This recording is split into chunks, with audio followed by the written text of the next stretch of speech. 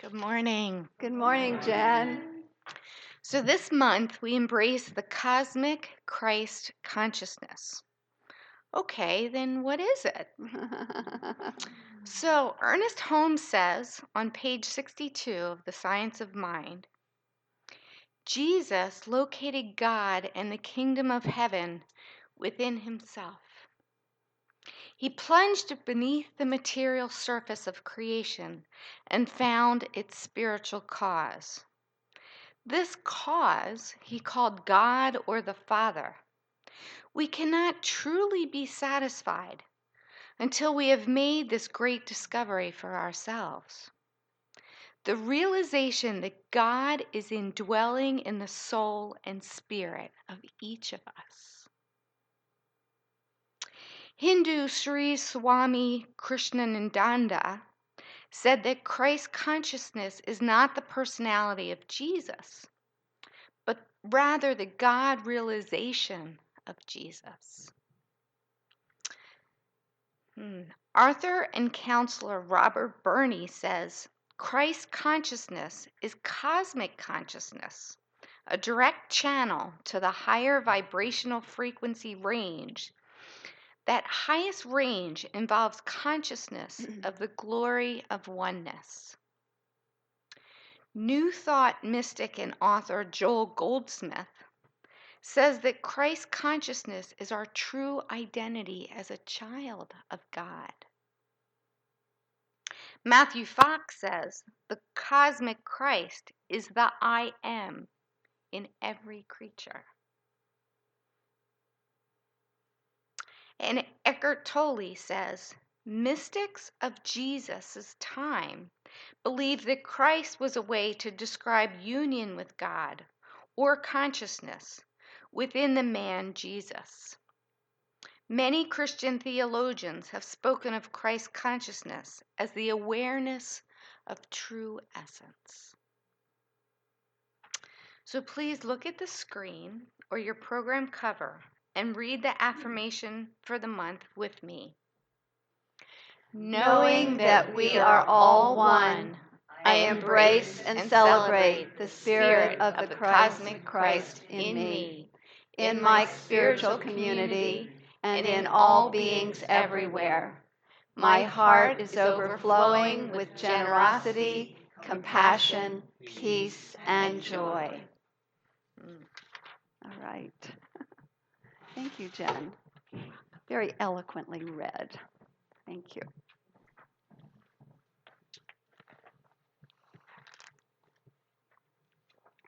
So December is a very special time for people from a lot of different spiritual traditions. It's a time when we celebrate the light of the divine in all of us. There are festivals of lights and all kinds of things going on. And it's also a time of connection and community and merriment and fun. And so Dan was going to share something. It looks like he's still searching. All right.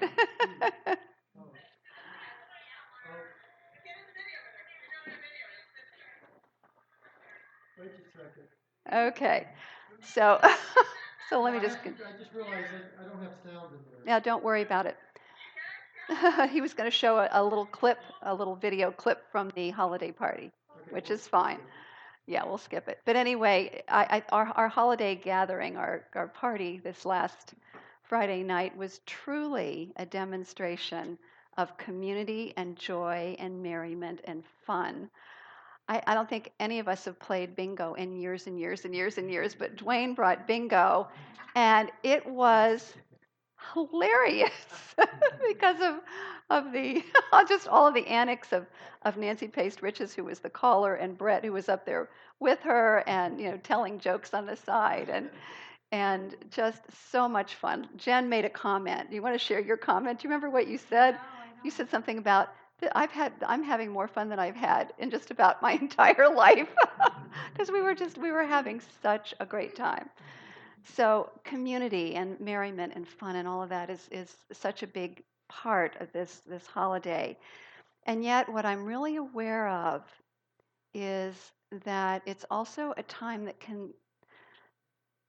can uh, stimulate or conjure up for us some sadness, some maybe disappointments, a feeling of not enough, or depression. I mean, anxiety. I know that all of that is part of it as well.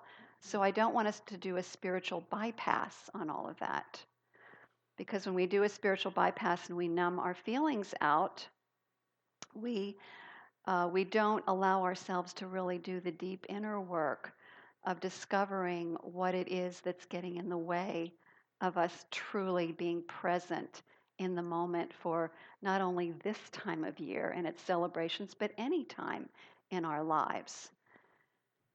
And so, what I know about this teaching and about what we're talking about this entire month is this thing that we call cosmic Christ consciousness is really the antidote. This oneness consciousness, the things that really matter to us, which are connecting with one another, sharing the love in our hearts that we have for one another, the sense of community. All of this is truly the antidote. And really what we're here for anyway. It's the reason for the season to begin with. And sometimes it can get lost in all of the hustle and bustle and hurry. So I'm just here to bring us back to that awareness of what it really is that matters. So this entire month then is awakening to this consciousness. It's all about that. And so beautifully modeled by the master teacher, Jesus the Christ. It actually is modeled by beings and exalted beings in many different religious traditions. And yet what I want to do is just focus this at this time on the teachings of Jesus.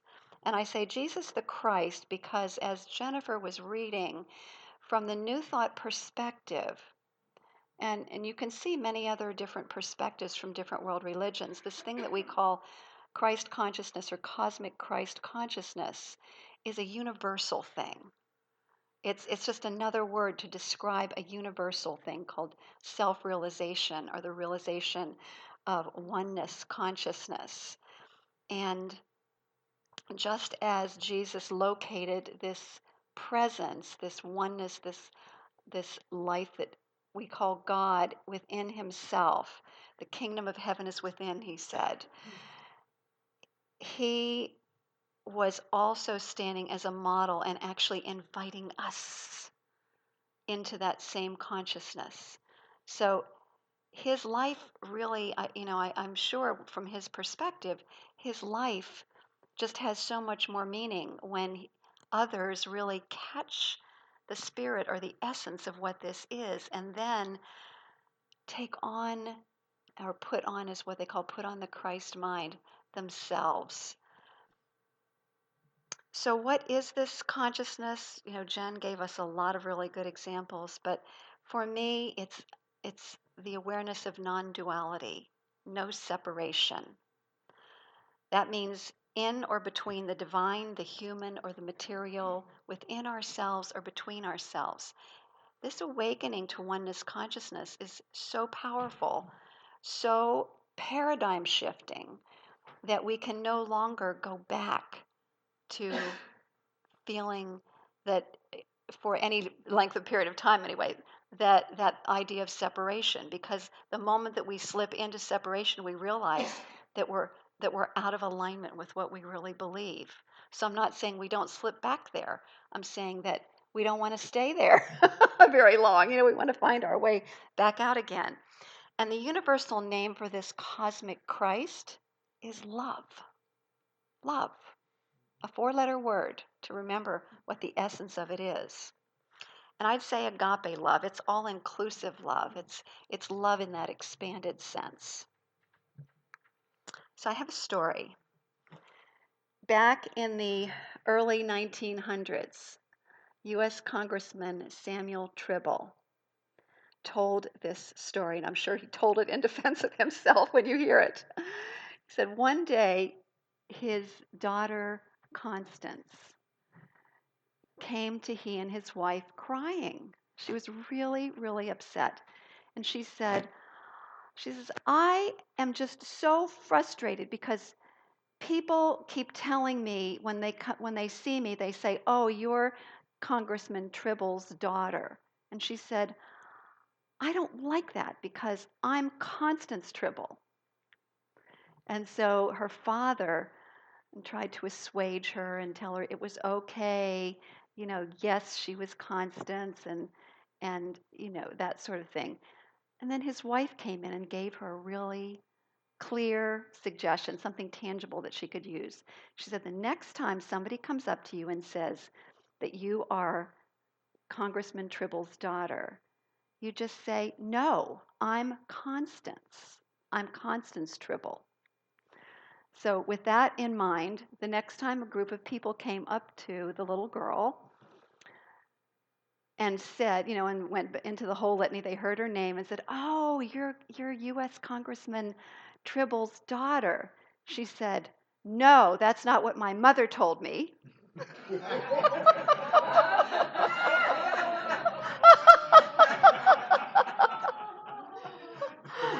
can see why he told the story and spread it far and wide. And yes, in fact, she was his daughter. So, the same applies to us. We get really riled when we realize that we are put into a box by other people or even by ourselves, because we are so much more. We're going to go beyond what this little child. Well, maybe this little child had that a realization of it. We are so much more than the human identity. We are multi-dimensional beings, powerful beyond measure, pure spirit, pure love.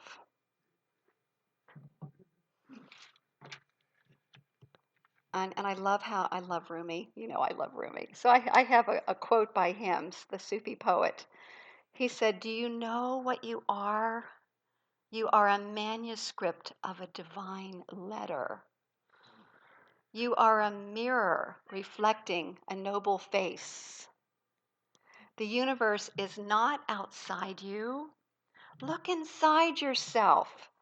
Everything you want, you are that already. Everything you want, you are that already." Breathe that in, everybody. Yes. So for this next part, I want to do a little bit of setup for you, and it's based on the discoveries of Abraham Maslow. Everybody know who that is? Yes. American psychologist, and he was the founder of the humanist psychology movement. And he came up with, he was really interested in this thing that he called the hierarchy of human needs. And he found that until the lower level needs are met, it's very difficult to reach the higher levels, which we call higher levels of consciousness. And so here's what they are. Here's a summary, very short summary. The first level was physiological or survival needs. That's our need for air, water, food, shelter, those really basic clothing, those very really basic things. When those needs are satisfied, then it's safety, financial and physical security, order, stability, health, and well-being. When those needs are satisfied, affiliation, the need to feel love and belonging, stable relationships, to love and to be loved, the affiliation need. And then the esteem need, the need to feel respected. Now he said that's the lower level of esteem, to feel respected by others. He said the greater or the higher level is self-respect. So esteem that comes from respecting yourself. And then Then there's self-actualization, which at one time he thought was the pinnacle. And he studied self-actualized people, and he looked for the common themes that were in, were in the present or in these people's lives. And he said this is fulfillment through actualizing our potential. But then he had a heart attack toward the end of his life, and he had an awakening. Not many people know this. I did some research into this.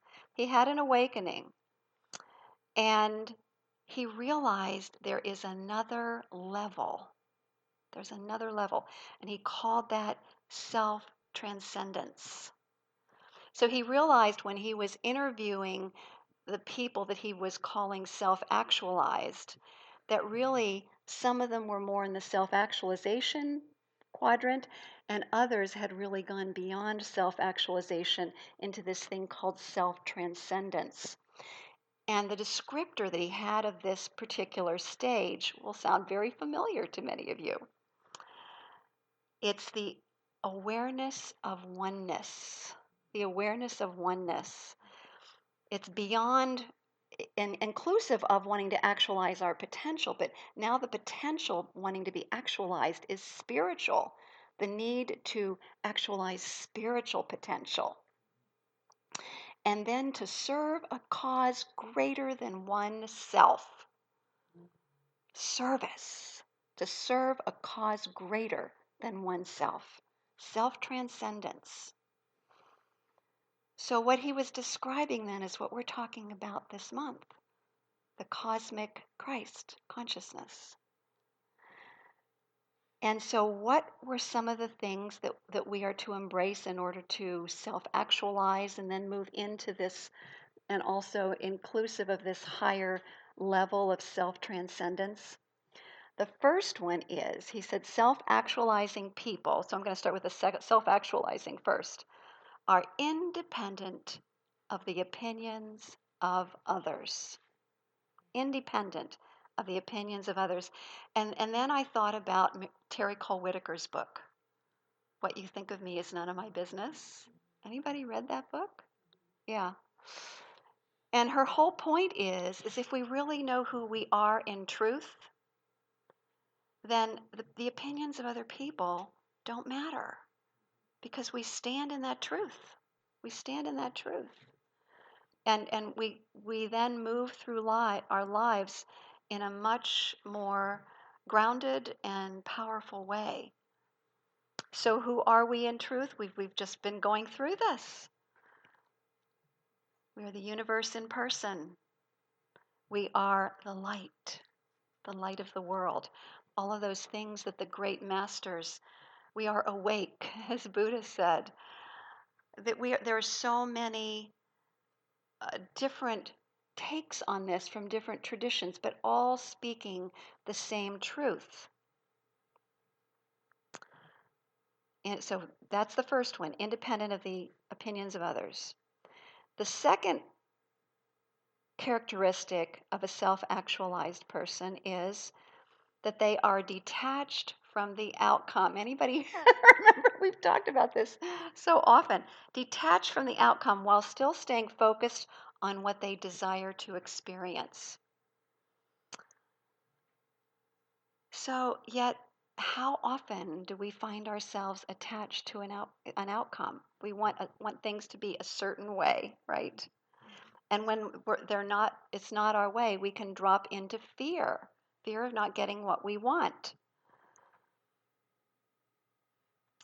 And what this involves then is it's a forgetting. It's forgetting who we are, and that really the universe is working on behalf of us, in support of us for our good. So it's staying true to the vision no matter what. This is part of self-actualizing and moving into then this higher consciousness that we call the cosmic Christ. So it's important that we release the fear and get back into alignment with knowing who we are and the nature of this universe that we are a part of. Number 3, Self-actualizing people stand in their power with, not over others. So it's the awareness that our power, this immeasurable power, Marianne Williamson says our deepest fear is that we are powerful beyond measure. This power that is beyond measure is God power, universal power, spiritual power, whatever you want to call it. It is a power that we can use. Brene Brown, the author, great author of our time, who is into authenticity, says, don't puff up, don't shrink back, stand in your power. Stand in your power. So, for this next part, then, this self-transcendence, which is the next thing, this new level, we have something else emerging in the midst of all of this. So again, this need for being the highest person that we can become spiritually, that urge, that inner urge that we feel to do our spiritual practice, to read spiritual texts, to enlighten ourselves in terms of this higher truth, the willingness to go within and do the inner work, see the thought patterns that aren't serving us. All of that is part of this self-transcendence stage. And then there's also this great desire to give ourselves to a cause greater than ourselves. And that's why there's such a desire, and we feel so good when we fill up that food barrel or when we do any other of the projects that we do, what we did for Peace Week Delaware. When we give to the friendship house, when we bring in our supplies and give to the friendship house, when we show up in community and we listen to and we are in support of one another, that's a cause greater than ourselves. And I believe that there's something that's going on right now in our country, in North Dakota, that I think embodies this whole entire thing that I've shared this morning. And it is the protest that's going on in support of the Sioux Nation, Standing Rock Sioux Reservation. And many of you may know about this, and many of you may not, because it's even though it's been in the news, it's maybe not been as prominent because of all the other things going on. And yet it is, to me, it really, the people who are the leaders in this really are living in these higher states of awareness. So when we talk about acting independently of the opinions of others, I think of Sioux leader Tom Goldtooth, who had a dream of a black snake that was a threat to his community. And the black snake, he realized when he woke up, was the pipeline that was coming through the reservation and supposedly going under the Missouri River. And we know that pipelines break, and that means oil leaking into these groundwaters. So he was willing to he was willing to, first of all, be independent of the opinions of the oil companies and all of the construction workers, who many of them were from the area, and to take a stand and to gather people and to go around and talk about it and gather people around him. Since early 2016, people have moved in. They've come from all over the place. They've moved in, they've set up camp, and they've protested. And there have been some violent conflicts with the local police. And Reverend Linda was telling me some of the police resigned because they didn't like what they were doing. It's also gotten the thousands of veterans, American vets, very upset, who felt like they were fighting for people's, for people's right to be free and to stand up for themselves. And so they're now intervening on the side of the water protection. So they are taking a stand as well and doing some negotiating and promising nonviolent protest, which is what Tom Goldtooth wanted to begin with, the Gandhi form of nonviolent protest to make the point. So who are these people that are coming from all over the place? Native Americans from other tribes, like I said, military veterans, environmentalists, police from 9 states, movie stars, cattle ranchers, lumberjacks, college students, nurses, landscapers, investment bankers, and it says, and a waitress from a Florida restaurant, who, by the way, is cooking for a lot of people because they've had to set up restaurants and, and that kind of thing, or not a restaurant, but, a way to feed everybody. So all of these people willing to be independent of the opinion of others. So the second part, and now this is the part I'm not sure how clear they're all on, being detached from the outcome while staying focused on the desire. I do believe the true leaders of this, and Tom Goldtooth lives from this place, realizing that he keeps his eye on the vision, but you do have to remain detached from the outcome, because what happens if you aren't? You live in fear, and fear is not the energy that helps you to move forward or helps your cause. So that piece is really important. The next is standing in your power with, not over others. That is the essence of nonviolent protest. Standing with others in our power, not in an embattled against other type concept. And then self-transcendence, the desire to give yourself to a cause greater than yourself. Think of all the people that are there that have, who knows what they've left behind them, but they felt so strongly about the cause that they are giving themselves to this cause with their whole hearts. So as we commit to self-transcendence then, we transcend the idea of separation. We transcend the idea of duality, and we move to unity consciousness. And what happens to our hearts? Our hearts open, our hearts bloom, blossom, open, become as wide as the world, able to, that thing called agape love, the ability to embrace all life, not just all humanity, all life. The cosmic Christ consciousness. So then the answer to our personal challenges, when we feel that wave of depression, when we feel that anxiety, when we feel not enough, all of these things that come up, remember the answer is this beautiful unity, oneness, Christ consciousness. So I'd like us all to end by standing, arms up, or sitting, either way, whatever works for you. And let's do these affirmations and claim this for ourselves. Okay? Everybody up. Okay, hands up. You ready? So repeat out. Oh, I love this. You should see what this looks like from up here. Okay, so repeat after me. I am independent of the opinions of others. I am independent of the opinions of others. For I know my truth.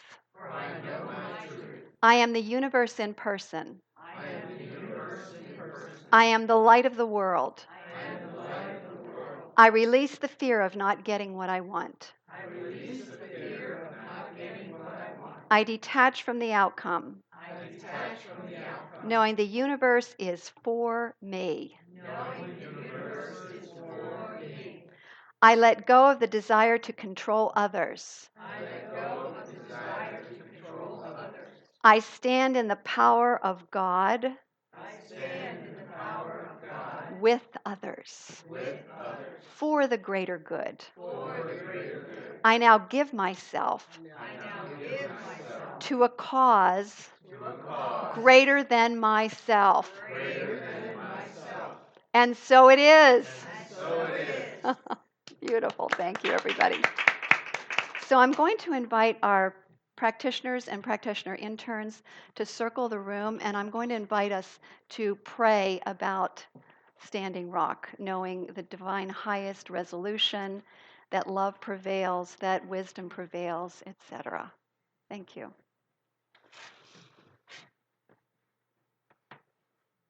Okay, we ready? So as I turn within, I am so aware that right here and right now in this moment, I am allowing the power and the grace and the creativity of the universal mind of God to move through me and as me as I speak this word, realizing there is only one life, one presence, one power, one source from which all life arises. That presence is good and very good. It's the presence of infinite, all-inclusive love, peace beyond all understanding. It is that life that is my life, that is the life of each and every person in this room, each and every person across this planet, each and every person involved in the Standing Rock protest, knowing that as I speak right here and right now, that my prayer joins with other prayers all across the nation, all across the world, in full support of the protection of groundwater, protection of the rights of the Sioux tribe and other indigenous cultures all around the world.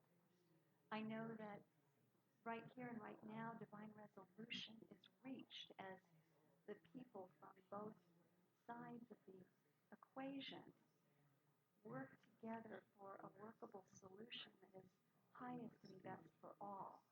I'm so grateful for knowing that divine intervention, all possibility, all potentiality is available in this moment and always. So I claim the highest good. I claim the highest good for the Sioux Nation. I claim the highest good for the groundwaters. I claim the highest good for all life, all people who receive water from the Missouri River and all of its tributaries. I know and believe in this very moment that a transformation of consciousness is taking place, that we are standing in our power in this state called self-transcendence, embracing the God nature that we are.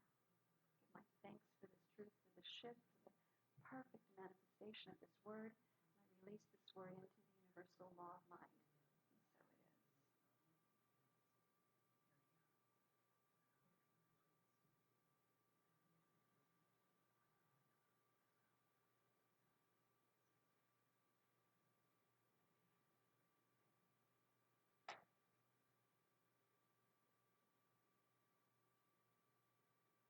And I invite everybody to say together, and so it is.